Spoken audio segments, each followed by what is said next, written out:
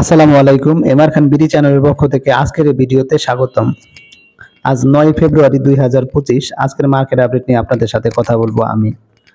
আজ অত্যন্ত দুঃখের সাথে বলতে হয় যে আজকে মার্কেটের সূচকের পতন হয়েছে।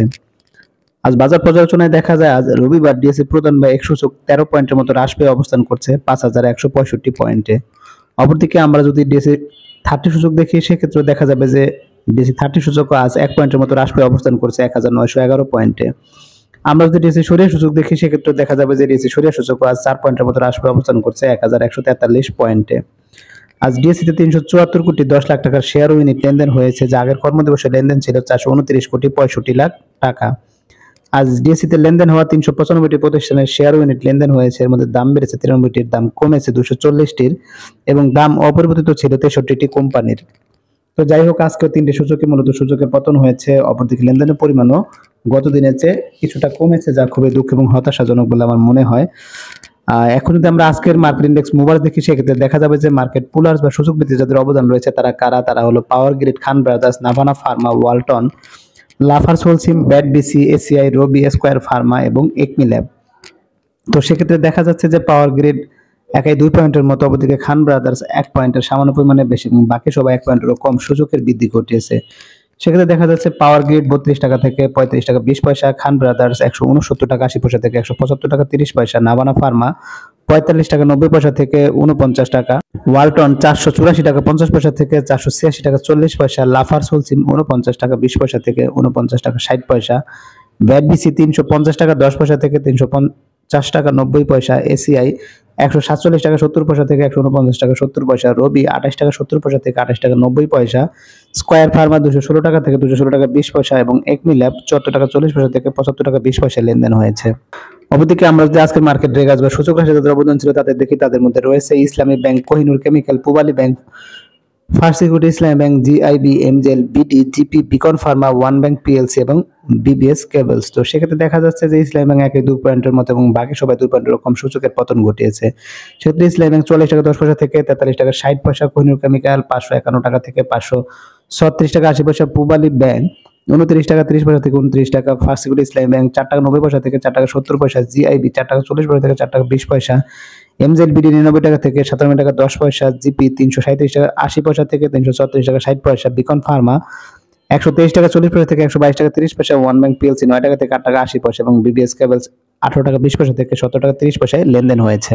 এখন যদি আমি আজকের দিনে টপ গেইন আসবে মূল্যবৃদ্ধিতে কারা ছিল তা দেখি, তাহলে দেখা যাবে আজকে মূল্যবৃদ্ধি শীর্ষে চলে এসেছে power grid, Islamic finance, first finance, Renwick, Navana pharma, RD food, BD finance, Bangladesh industrial finance, Dhaka dyeing এবং Vanguard, AML, Rupali bank, balance fund. তো সেক্ষেত্রে দেখা যাচ্ছে পাওয়ার গ্রিড, ইসলামিক ফিনান্স মূলত হল্টেড হয়েছে, রেনউইক হল্টেড হয়েছে, ওদিকে ফার্স্ট ফিনান্সও প্রায় হল্টেডের কাছাকাছি এবং বাকিরা সবাই দেখা যাচ্ছে 6% থেকে 4%-এর মতো মূল্যের বৃদ্ধি ঘটেছে। অপরদিকে আমি যদি আজকের দিনে টপ লুজার্স বা মূল্যরাশি কারা ছিল তা দেখি, তাহলে দেখা যাবে আজকে মূল্যরাশি শীর্ষে চলে এসেছে KPPL, EIL, Phoenix finance, prime finance, BD welding, Hamid fabrics, Mithun knitting, standard ceramics, SS steel এবং প্রিমিয়ার লিজিং। তো সেক্ষেত্রে দেখা যাচ্ছে যে কেপিপিএল 7%-এর মতো, অপরদিকে EIL, Phoenix finance, prime finance 6%-এর মতো এবং বাকি সবাই 5%-এর কাছাকাছি মূল্যের পতন ঘটেছে। এখন আমি আজকের দিনের লেনদেনের শীর্ষে কারা ছিল তা দেখি, তাহলে দেখা যাবে আজকে লেনদেনের শীর্ষে চলে এসেছে Khan brothers, new line, beach hatchery, Robi, KPPL, Orion fusion, EPGL, Navana pharma, city bank এবং সেন্ট্রাল ফার্মা। তো সেক্ষেত্রে দেখা যাচ্ছে যে খান ব্রাদার্স প্রায় 12 কোটি টাকার মতো লেনদেন হয়েছে, অপরদিকে new line, beach hatchery, Robi, KPPL 9 কোটি টাকার মতো লেনদেন হয়েছে, ওরিয়ন ফিউশন 7 কোটি টাকার মতো, EPGL, Navana pharma, city bank 6 কোটি টাকার মতো, সেন্ট্রাল ফার্মা 5 কোটি টাকার মতো লেনদেন হয়েছে। এখন আমি আজকের দিনে ভলিউমের শীর্ষে কারা ছিল তা দেখি, তাহলে দেখা যাবে আজকে ভলিউমের শীর্ষে চলে এসেছে new line, Alif, central pharma, NBL, NRB bank, BBS, KPPL, Robi, EPGL এবং সিটি ব্যাংক। তো সেক্ষেত্রে দেখা যাচ্ছে যে আজ নিউ লাইন প্রায় 98 লাখের মতো শেয়ারে লেনদেন হয়েছে, অপরদিকে আলিফ ইন্ডাস্ট্রিজ 49 লাখের মতো এবং বাকি সবাই দেখা যাচ্ছে যে 42 লাখ থেকে 28 লাখের মধ্যে শেয়ারের লেনদেন হয়েছে। এখন আমি আজকের দিনে সেক্টর বেস লেনদেন দেখি, তো সেক্ষেত্রে দেখা যাবে যে আজকে অধিকাংশ সেক্টরই খারাপ করেছে। যদি ভালো কথা বলি সেক্ষেত্রে দেখা যাচ্ছে cement sector, ceramic sector, fuel sector সামান্য পরিমাণে ভালো করেছে এবং বাকিটা সবাই খারাপ করেছে। এখন আমি আজকের দিনে একটি ডিক্লারেশন দেখি, তো সেক্ষেত্রে দেখা যাবে যে সিটি জেনারেল ইন্স্যুরেন্স তারা অ্যানুয়ালি 10% ক্যাশ ডিভিডেন্ড ঘোষণা করেছে। তাদের ইপিএস 3 টাকা 8 পয়সা, নেট অ্যাসেট ভ্যালু 21 টাকা 15 পয়সা। তাদের রেকর্ড ডেট হচ্ছে 27 ফেব্রুয়ারি 2025। তো যাই হোক, আপনারা যারা সিটি জেনারেল ইন্স্যুরেন্স ইনভেস্টর রয়েছেন তারা যদি উক্ত ডিভিডেন্ডটি পেতে চান অবশ্যই 27 ফেব্রুয়ারি 2025 পূর্বে আপনাদের উক্ত কোম্পানির শেয়ার ধারণ করতে হবে। তো এখন আমি চলে যাব আজকের দিনে গুরুত্বপূর্ণ কিছু নিউজে।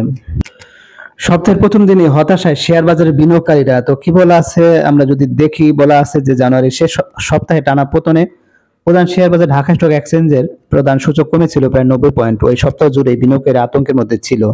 এরপর বিদায়ী সপ্তাহের প্রথম কর্মদিবস থেকে বাজার ইতিবাচক প্রবণতায় টান নেয়। বিদায়ী সপ্তাহের 5 কর্মদিবসেই ইতিবাচক প্রবণতায় ছিল বাজার, যদিও কোনো কোনো দিন সূচকের উত্থান ছিল নামে মাত্র। বিদায়ী সপ্তাহে ডিএসসি সূচক যোগ হয়েছে 58 পয়েন্ট, যার ফলে বিনিয়োগকারীদের মধ্যে কিছুটা আশার সঞ্চার হয়েছিল। আজ সপ্তাহের প্রথম কর্মদিবস রোববার উভয় শেয়ার বাজারে ইতিবাচক প্রবণতার লেনদেন দেখা যায়।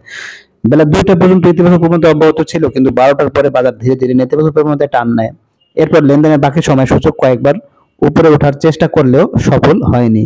দিন শেষে ডিএসসি সূচক 13 পয়েন্টের বেশি কমে লেনদেন হয়।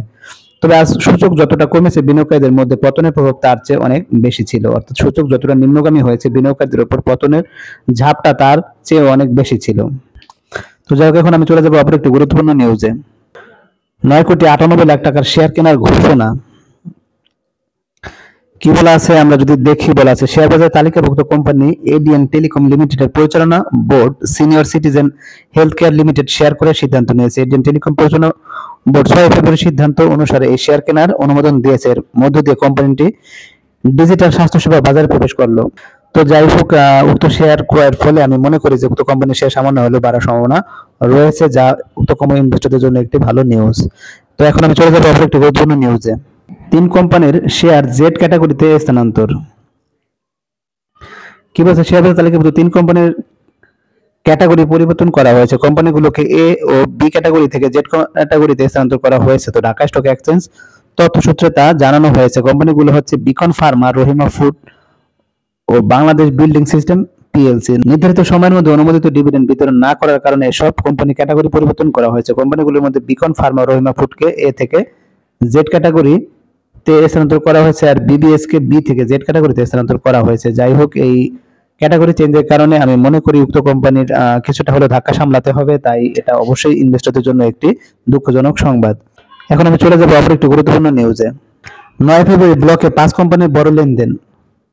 তো কি বলা আছে, সপ্তাহের প্রথম কর্মদিবস রোববার ঢাকা স্টক এক্সচেঞ্জের ব্লক মার্কেটে 25টি প্রতিষ্ঠান লেনদেনে অংশ নিয়েছে। এসব প্রতিষ্ঠানের মধ্যে 23,60,27,000 টাকার শেয়ার লেনদেন হয়েছে। আমাদের সবচেয়ে বেশি লেনদেন হতে দেখা গেছে 5 প্রতিষ্ঠানের শেয়ার। তো তারা কারা? তারা হলো আলহাজ টেক্সটাইল, এক্সপ্রেস ইন্স্যুরেন্স, আলিফ ইন্ডাস্ট্রিজ, বিসিএসআরই এবং খান ব্রাদার্স। আজ এই 5 প্রতিষ্ঠানের মোট শেয়ার লেনদেন হয়েছে 17 কোটি টাকারও বেশি। তো যাই হোক, আপনারা যারা এই কোম্পানিগুলো দেখতে চান অবশ্যই কোম্পানিগুলোর সঙ্গে খোঁজখবর রাখতে পারেন, প্রয়োজনে বিনিয়োগ করতে পারেন। তবে যে কোনো বিনিয়োগ করার পূর্বে অবশ্যই কোম্পানিগুলো সম্পর্কে ঝুঁকির কথা বিবেচনা রেখেই বিনিয়োগ করা উচিত। তো আজকের মতো ভিডিও বাড়াবো না, আজকের মতো এখানে বিদায় নিব। যারা আমার চ্যানেলে নতুন অবশ্যই চ্যানেলকে সাবস্ক্রাইব করবেন, লাইক করবেন, কমেন্ট করবেন, শেয়ার করবেন। সবাই ভালো থাকবেন, সুস্থ থাকবেন। আল্লাহ হাফেজ।